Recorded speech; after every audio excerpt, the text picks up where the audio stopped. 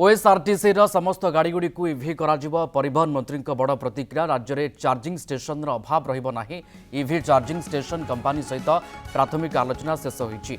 जे manufacture अच्छी सरकारी सुविधा जगह सबु गाड़ी को इभि परिवर्तन करा। प्रधानमंत्री और मुख्यमंत्री आग्रह अच्छी इभि गाड़ीर व्यवहार पर याद्वारा परिवेश सुरक्षा सहित आमर संच भी हो पार। प्रकृति परिवेश संतुलित इभिर व्यवहार करूँ। मुख्यमंत्री कार्केट अधा कर सारी मंत्री माने समान नीति आपणाइबे। राज्य में 100टी चार्जिंग स्टेशन पर निर्देश दी जाइथवा बेले 30टी शेष होईची। 15टी स्टेशन केवल भुवनेश्वर में कहिसेंति मंत्री विभूति जेना। सेपरि निजे इभि गाड़ी रे जिबे, आवश्यक पड़िले बस ट्रेन रे यात्रा करिवे बोली मंत्री कहिसेंति।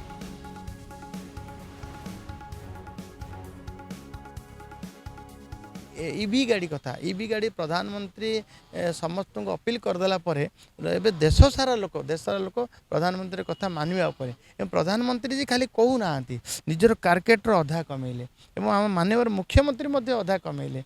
मु तो गतकाली कही सारी आज ईवी गाड़ी पलि आसला ईवी गाड़ी थुआईगला मुझे ईवी गाड़ी जी एवं दीटा गाड़ी कही गोटे गाड़ी चलेबी गोटे गाड़ी चले दाटू ईवी गाड़ी गतकाली मुझे अधिकारी मानू डाकी ईवी कन्वर्ट हम ईवी रे जेते ओएसआरटीसी बस अच्छी आम यू आमठू आरंभ करूँ ताकू जेते पुराना बस को आम ईवी कन्वर्ट कले सस्ता पड़ो एवं आमको लाभ मिल ईवी गाड़ी कथा कहीकि आम प्रोत्साहन दौ ईवी पॉलिसी अंतर्गत जो प्रोत्साहन देइथिलु से प्राय 10 लाख सब मोटो गाड़ी हो गला ईवी गाड़ी तो चार्जिंग स्टेशन कथा आम इलेक्ट्रिक भा गोटे कंपनी की देइथिलु एजेंसी की देइथिलु सी 25 ରୁ 30 चार्जिंग स्टेशन कर सारे और भुवनेश्वर ही 15टा चार्जिंग स्टेशन हो सारे एवं आउ 100 बयाणी से 100टा हम आउ 100 बयाणी नुआ भाव कर चार्जिंग स्टेशन तो व्यापक हम ईवीर व्यवहार में लोके आउ टे जत्न राशि चेष्टा करेंगे और प्रोत्साहित हेबे।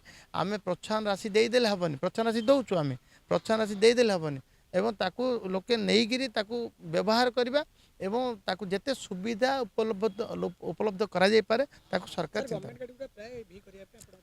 प्राय भी हम एवं एबे आम आउ 100टा बस ईवी आणुचु ओएसआरटीसी जहाँ गाड़ी किणबू ईवी गाड़ी किणवा एवं ईवी को एते तार इंफ्रास्ट्रक्चर एते डेवलप करिया दरकार लोके ईवी गाड़ी चलेकि हैरान न हेबे ताकू ध्यान देवा दरकार। ओएसआरटीसी समस्त गाड़ीगुड़ी को इभि परिवहन मंत्री बड़ प्रतिक्रिया। राज्य में चार्जिंग स्टेशन अभाव रहा इभि चार्जिंग स्टेशन कंपानी सहित प्राथमिक आलोचना शेष होती। जे मैन्युफैक्चर अच्छी सरकारी सुविधा जगह सबु गाड़ी को इभि परिवर्तन करा। प्रधानमंत्री और मुख्यमंत्री आग्रह अच्छी इभि गाड़ीर व्यवहार पर याद्वारा परिवेश सुरक्षा सहित आमर संच भी हो पार। प्रकृति परिवेश संतुलित इभिर व्यवहार करूँ। मुख्यमंत्री कार्केट अधा कर सारी मंत्री माने समान नीति आपणाइबे। राज्य में 100टी चार्जिंग स्टेशन पर निर्देश दी जाइथवा बेले 30टी शेष होईची। 15टी स्टेशन केवल भुवनेश्वर में कहिसेंति मंत्री विभूति जेना। सेपरि निजे ईवी गाड़ी रे जिबे, आवश्यक पड़िले बस ट्रेन रे यात्रा करिवे बोली मंत्री कहिसेंति।